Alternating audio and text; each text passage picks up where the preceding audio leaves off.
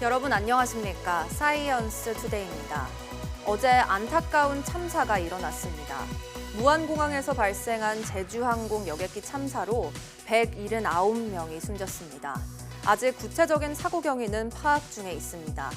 희생자분들의 명복을 빌며 깊은 애도의 뜻을 표합니다. 오늘의 주요 뉴스부터 만나보시죠.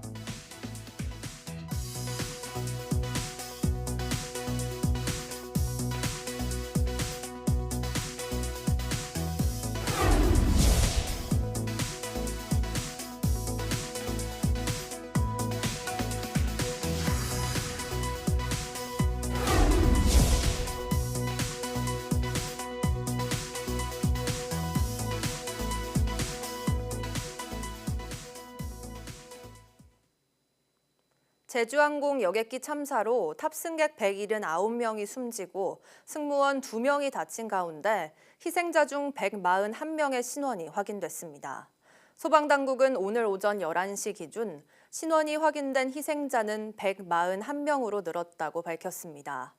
경찰과 소방당국은 유가족의 DNA를 채취해 남은 희생자들의 신원을 확인하고 있습니다. 사고가 난 제주항공 7C2216편 여객기는 어제 새벽 1시 반 태국 방콕을 출발해 아침 8시 반 전남 무안 국제공항에 착륙할 예정이었지만 비상 착륙 과정에서 폭발했습니다. 당시 여객기에는 승무원 6명과 승객 175명이 탑승했으며 승객 가운데 2명은 태국인이었습니다. 이번 사고는 관제탑의 조류 충돌 경보 뒤 6분 만에 일어났습니다. 국토부는 블랙박스, 비행 기록 장치와 음성 기록 장치를 확보해 분석에 돌입했습니다. 무안공항의 조류 충돌 방지 활동이 제대로 이루어졌는지도 함께 조사할 방침입니다. 최두희 기자입니다. 사고 전 공항 관제탑에서 조류 충돌 경고를 준 건 오전 8시 57분. 그로부터 2분 뒤 기장은 메이데이, 그러니까 긴급 조난 상황임을 알렸고 4분 뒤 항공기 기체는 활주로 외벽과 충돌했습니다. 조류 충돌 경보가 내려진 지 불과 6분 만에 발생한 사고였습니다. 항공기가 조류와 충돌해 엔진에 손상을 주는 이른바 버드 스트라이크가 원인일 가능성이 제기되지만 국토부는 사고 원인에는 여전히 신중한 입장입니다. 이번 사고의 원인이 조류 충돌 사고인지 다른 또 원인이었는지 또 복합적인 원인이었는지는 저희가 좀 조사를 추가적으로 진행을 하고 사고의 직접적인 원인으로 꼽히는 랜딩 기어 미작동과 버드 스트라이크와의 연관성도 의아한 상황입니다. 사실상 제동력이 없는 상태에서 급박하게 동체로 착륙하다 사고가 난 이유는 비행 기록 장치를 정밀 분석해야만 풀릴 것으로 보입니다. 조류 충돌 방지를 위한 퇴치 활동이 제대로 이루어졌는지도 확인해야 할 부분입니다. 총 3명이 근무를 하셨고 현재 야외에서는 1명이 근무를 하고 있었습니다. 구체적인 어떤 활동 내용이라든지 시설 작동 여부는 저희가 확인을 해봐야 될 것 같습니다. 또 항공기가 착륙할 때 활주로 끝부분이 아닌 중간 부분부터 착지한 것으로 추정되는 정황에 대해서도 교신 내용의 분석이 더 필요한 상황입니다. 다만 국토부는 바람의 방향과 풍속 등 기상 상황은 이번 사고와 직접적인 영향은 없었다고 밝혔습니다. 국토부는 앞으로 비행 기록 장치와 음성 기록 장치를 분석해 얽힌 실타래를 하나씩 풀어나갈 방침입니다. 기체 결함 여부 조사를 위해서는 제조사인 보잉과 합동 조사도 실시할 예정입니다. 하지만 항공사고 조사 전례를 고려하면 이번 사고의 정확한 원인이 밝혀지기까지는 최소 수개월에서 수년이 걸릴 전망입니다. YTN 최두입니다. 제주항공 측은 이번 추락 사고와 관련해 애도와 사과의 뜻을 전하며 직원들을 현장에 급파해 유족 지원에 나섰습니다. 정확한 사고 원인 규명은 정부의 몫이라면서도 정비 과정에서 해당 기체 이상 징후는 발견되지 않았다고 밝혔습니다. 김태민 기자의 보도입니다. 사고 발생 5시간 만에 제주항공 대표와 임원진이 심통한 표정으로 취재진 앞에 섰습니다. 희생된 탑승객과 유가족에 애도와 사과의 뜻을 전하며 깊이 고개 숙였습니다. 무엇보다 이번 사고로 인해서 유명을 달리하신 탑승객분들과 유가족분들께 깊은 애도와 사과의 말씀을 올립니다. 이유를 막론하고 책임을 통감한다며 유가족 지원을 위해 임직원 260명을 사고 현장으로 급파했습니다. 정확한 사고 원인에 대해서는 국토부 등 정부기관의 조사가 진행 중이라며 말을 아꼈습니다. 다만 추락한 기체는 사고 이력이 없고 출발 전후의 일상적인 정비 과정에서도 문제가 발견되지 않았다고 설명했습니다. 해당 비행기는 그러면 사고 이력이 있었던 비행기인가요? 전혀 없었습니다. 정비 프로그램에 따라 가지고 지속적으로 정비를 하고 있는 거고요. 이 항공기에 이상이 있었던 징후는 전혀 없었습니다. 사고가 난 기체는 제작된 지 15년 된 미국 보잉사의 737-800기종으로 비교적 신형에 속합니다. 전 세계 누적 판매량이 10,000대가 넘는 인기 기종이라 우리나라에도 모두 101대가 운항 중인데 이 가운데 제주항공 여객기가 39대로 가장 많습니다. 하지만 전 세계에서 가장 많이 팔린 만큼 사고 소식도 잦습니다. 지난 2022년엔 중국 동방항공 소속의 이 기종 항공기가 추락해 승객과 승무원 132명이 모두 숨졌고 같은 계열 기종인 737 맥스는 잦은 기계 결함으로 한때 전 세계 운항이 전면 중단됐다가 지난 2020년에야 재개되기도 했습니다. YTN 김태민입니다. 전남 무안국제공항에서 제주항공 여객기 참사가 발생한 지 하루 만에 제주항공의 같은 기종에서 랜딩 기어 문제로 회항하는 일이 발생했습니다. 제주항공은 오늘 새벽 6시 반쯤 김포공항에서 출발해 제주로 향하던 7C101편이 이륙 이후 랜딩 기어 문제로 회항했다고 밝혔습니다.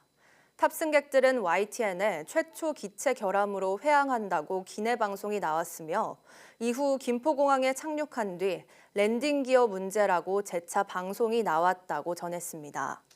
회항한 항공편은 보잉의 737-800으로 어제 무안에서 사고가 난 기종과 같습니다. 제주항공은 승객 161명이 타고 있었으며 랜딩 기어 이상 발견으로 점검이 필요해 회항했다고 설명했습니다. 보잉 737-800은 세계에서 가장 많이 판매된 기종인 만큼 사고도 적지 않습니다. 원인도 제각각이고 끝내 규명하지 못한 경우도 있는데요. 최근 몇 년간 어떤 사건, 사고가 있었는지 신웅진 기자가 전해드립니다. 지난 2022년 3월 21일 중국 동방항공 여객기가 우저우시 야산에 추락해 탑승객 132명이 모두 숨졌습니다. 당시 수직으로 떨어져 조종사의 고의 가능성이 제기됐지만 끝내 사고 원인을 밝혀내지 못했습니다. 记录器所记录的数据下载和译码需要一定的时间，如果内部存储单元出现损坏，则可能需要更长的时间。 2020년 8월에는 인도 남부 케랄라주 코지코드에서 에어 인디아 익스프레스 여객기가 착륙 도중 활주로를 이탈하면서 부서져 21명이 목숨을 잃었습니다. 당시 조종사 과실로 결론이 났습니다. 보잉 비행기의 황당한 사고가 끊이지 않았던 올해 상반기에도 737-800은 빠지지 않았습니다. 지난 4월 7일 덴버공항에서 휴스턴으로 향하던 사우스웨스트 항공기의 엔진 덮개가 벗겨져 이륙 25분 만에 긴급 회항했습니다. 지난 1월 10일 일본 도쿄 나리타 공항을 출발한 우리나라 티웨이 항공 여객기가 인천공항에 내릴 때 오른쪽 엔진에 불이 난 적도 있습니다. 다행히 무사히 착륙하면서 인명피해는 없었고 엔진에 새가 빨려 들어가는 버드 스트라이크가 화재의 원인으로 파악됐습니다. 2020년 1월에는 이란 혁명수비대가 테헤란 국제공항을 이륙한 737-800 우크라이나 항공기를 미사일로 오인해 격추하면서 176명 전원이 사망하기도 했습니다. YTN 신웅진입니다. 전남 무안국제공항에서 발생한 제주항공 여객기 참사 원인 조사에 미국이 참여한다고 로이터 통신이 보도했습니다. 미 국가교통안전위원회 NTSB는 이번 참사에 대한 한국 항공당국의 조사를 돕기 위해 미국 조사팀을 이끌고 참여할 예정이라고 밝혔습니다. 조사팀에는 참사 여객기 737-800의 제조사인 보잉과 미 연방항공청이 포함됩니다. 참사 여객기의 비행자료 기록 장치 외형이 일부 손상된 채 사고 현장에서 수거된 만큼 국내에서 분석이 어려울 경우 NTSB가 해당 조사를 맡게 될 수도 있습니다. NTSB는 항공뿐 아니라 특정 유형의 고속도로 사고, 선박과 해양 사고, 교량 붕괴와 철도 사고 등 민간 교통사고 조사를 담당하는 독립적인 미 연방정부 조사기관입니다. 조류 충돌인 버드 스트라이크가 전남 무안국제공항 여객기 참사의 주요 원인으로 꼽히는 가운데 미국에서도 이런 사례가 늘어나는 추세인 것으로 나타났습니다. 미 연방항공청 보고서에 따르면 지난해 미국 내에서 야생동물이 민간 항공기에 충돌했다는 신고 건수는 19,367건으로 집계됐습니다. 이 중 조류 충돌은 18,394건으로 전체의 94%에 달했습니다. 야생동물의 민간 항공기 충돌 건수는 1990년 2,088건에서 2019년에는 17,164건으로 매년 꾸준히 증가했습니다. 코로나19 팬데믹이 본격화하면서 항공 운항이 축소된 2020년 1,919건으로 줄었으나 2021년 15,447건, 2022년 16,973건으로 다시 증가세로 돌아섰습니다. 지난해 야생동물 충돌로 인한 항공기 피해 건수는 709건으로 이 또한 매년 늘어나는 추세입니다. 특히 1990년부터 지난해 사이 29건의 충돌 사고로 49명이 숨졌습니다. 야생동물 충돌로 수리할 수 없을 정도로 파괴됐거나 손상된 항공기는 83대였습니다. 정부가 무안공항 제주항공 사고와 관련해 1월 4일까지를 국가 애도기간으로 지정했습니다. 최상목 대통령 권한대행 경제부총리 겸 기획재정부 장관은 어제 오후 중앙재난안전대책본부 3차 회의에서 이같이 밝혔습니다. 직접 들어보시죠. 정부는 전남 무안군을 특별 재난지역으로 선포하고 피해 수습, 유가족 지원, 부상자 치료 등 필요한 지원을 다하겠습니다. 또한 정부는 금일부터 1월 4일 24시까지 7일간을 국가 애도기간으로 정하고 무안공항 현장과 전남, 광주, 서울, 세종 등 17개 시도에 합동 분향소를 설치하여 희생자에 대한 조의와 애도를 표하기로 하였습니다. 전 부처, 지자체, 공공기관들은 조기를 개항하고 공직자는 애도 리본을 폐용하며 무엇보다 국민의 안전을 최우선에 두겠습니다. 다시 한번 사망자와 유가족 분들께 깊은 애도를 표하며 정부는 사고 수습에 최선을 다하겠습니다.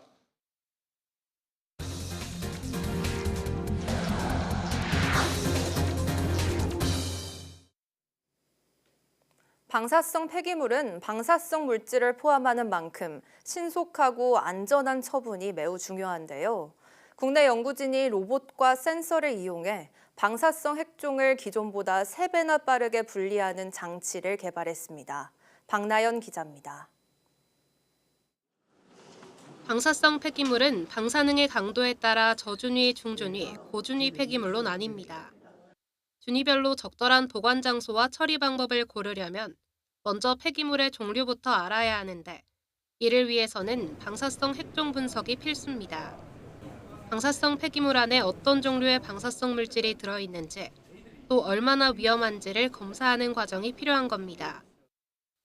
핵종 분석 과정은 크게 시료를 준비하는 전처리, 시료에 시약을 투입하는 분리, 방사능을 측정하는 계측, 총 3단계로 나뉘는데 각 과정에 걸리는 시간은 방사성 물질의 특성에 따라 조금씩 차이가 있지만 짧게는 수분에서 수시간, 길게는 며칠까지도 소요됩니다.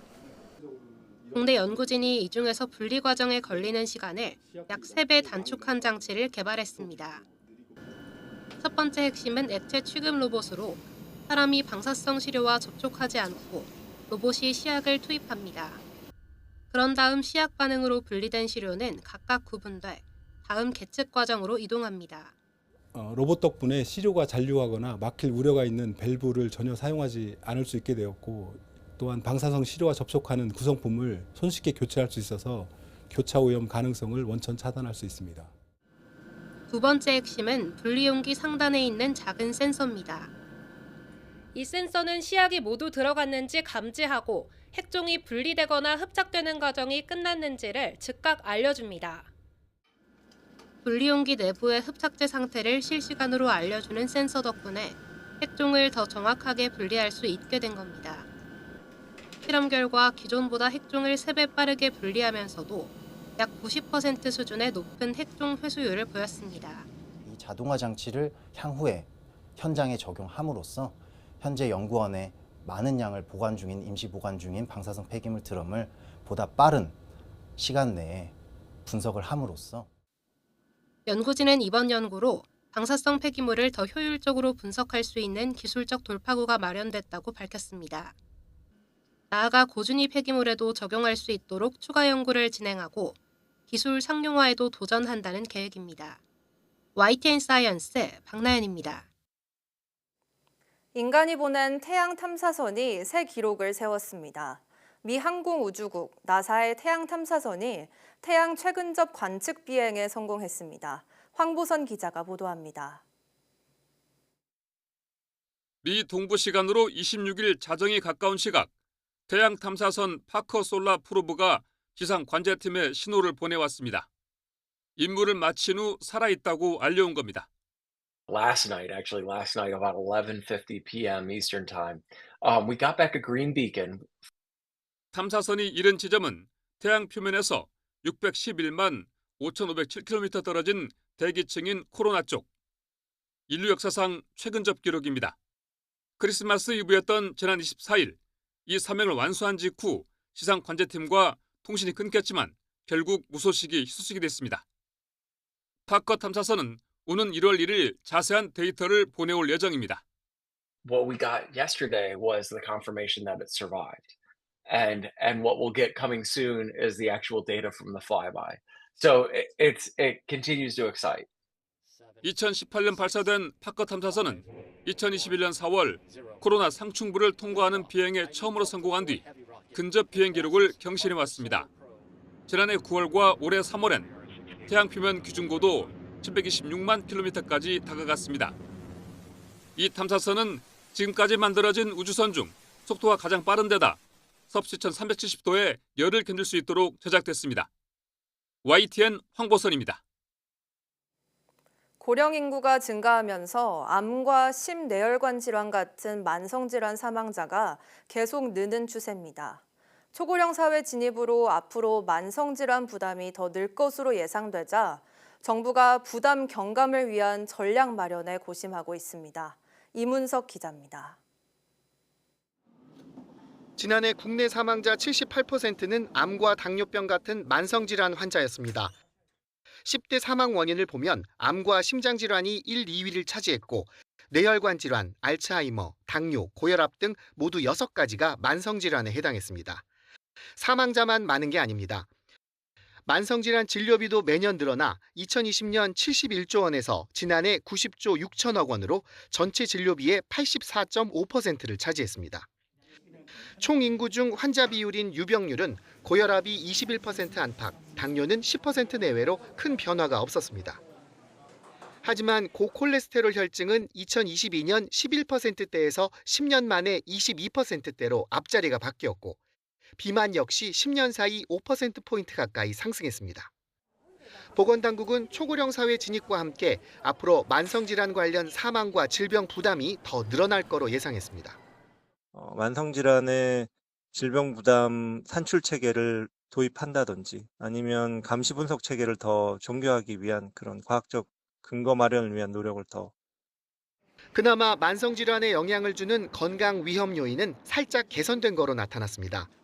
2022년 기준 현재 흡연율은 17.7%로 10년 전보다 8%포인트 넘게 떨어졌고 같은 해 유산소 신체활동 실천율도 53.1%로 2년 연속 올라갔습니다.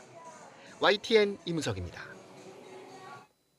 전국의 남성 흡연율은 30%대로 내려갔지만 여성과 청소년 흡연율은 오히려 상승한 것으로 나타났습니다. 그만큼 금연이 쉽지 않은 것인데 그 결심을 도와주는 곳을 활용해 보면 어떨까요? 김진두 기자가 취재했습니다. 올해 직장암 판정을 받고 수술과 항암을 거쳐 회복한 70대 할아버지. 수술 전까지는 무려 50년 동안 담배를 손에서 놓지 못했습니다. 그 수술하기 전에도 내 교수님하고 다퉜어요.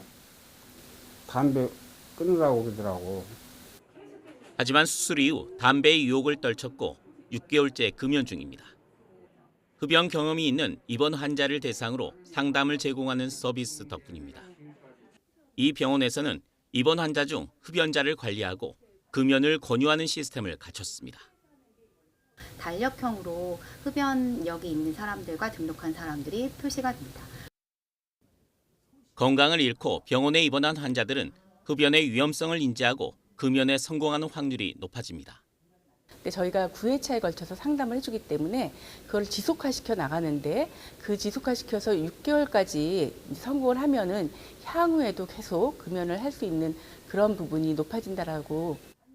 이렇게 흡연자의 금연을 지원하는 센터는 전국에 총 17개가 설치돼 10년 동안 활동해 왔습니다. 성인 남성 흡연율도 2010년 40%를 웃돌던 것이 2020년에는 34%까지 떨어졌습니다. 반면 남성 위주 흡연이 여성과 청소년으로 확대되고 전자담배 흡연이 급증하는 것은 새로운 문제로 지적됩니다. 사실 흡연이라고 하는 것 자체가 신체적으로도 여성한테도 폐해가 훨씬 더 심각합니다. 그래서 이제 여성을 대상으로 하는 그런 부분에 좀 집중을 하고 있고요. 담배는 호흡기, 심혈관계 질환을 유발할 뿐 아니라 세계보건기구가 정한 1급 발암물질입니다. YTN 김진두입니다. 동영상 플랫폼 OTT나 가전제품에서 활용되던 구독 서비스가 최근 유통업계로 확산하고 있습니다. 대형마트의 고기부터 커피 전문점까지 영역도 다양해지고 있는데 주의해야 할 점도 있습니다. 오동건 기자가 취재했습니다. 꼼꼼히 고기를 살피는 소비자들. 일정 횟수 내에서 다양한 종류의 고기를 고를 수 있는 고기 쿠폰 구독 서비스가 관심을 끌고 있습니다. 아들 셋인데 요즘 한참 식욕이 왕성할 때고 또 채소보다는 고기를 많이 좋아할 시기라서 할인을 받을 수 있으니까 저희한테는 매우 유용해요. 구독 서비스란 일정한 금액을 내고 정해진 기간 동안 계속 서비스를 받는 형태입니다. 최근 유통업체들도 할인을 계속해준다거나 쿠폰을 발행하는 형식으로 영역을 넓혀가고 있습니다. 커피 전문점의 경우 구독자에게 할인 쿠폰 등을 매달 지급하는 방식으로 소비자의 매장 방문을 유도합니다. 2시 이후에 할인이 되니까 2시 이후에 고객분들이 많이 늘어났고 문의하시는 분들도 하루에 한 3, 4팀은 꼭 있었던 것 같아요. 편의점은 4사 모두 도시락 할인 구독 서비스를 시작해 이미 어느 정도 안착한 상태. 최근 생수까지 가정 배송 구독 서비스를 시작하며 생필품으로 확산하는 추세입니다. 고환율, 고물가 시대 조금이라도 싸게 사려는 심리에 시장이 커지고 있지만 우려의 목소리도 존재합니다. 다양한 선택권이 그 구독권 안에서 한정적이니까 조금 낯설게 느껴져서. 구독 종류가 늘어나면서 오히려 비용이 커질 수도 있습니다. 구독 피로 이런 문제가 발생할 수 있습니다.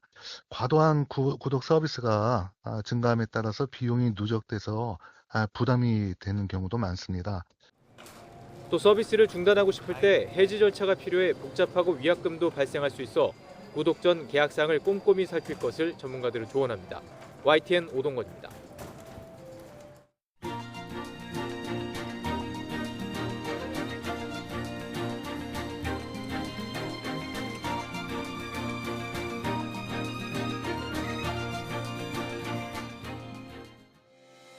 (12월 30일) 오전 사이언스 투데이 마칩니다.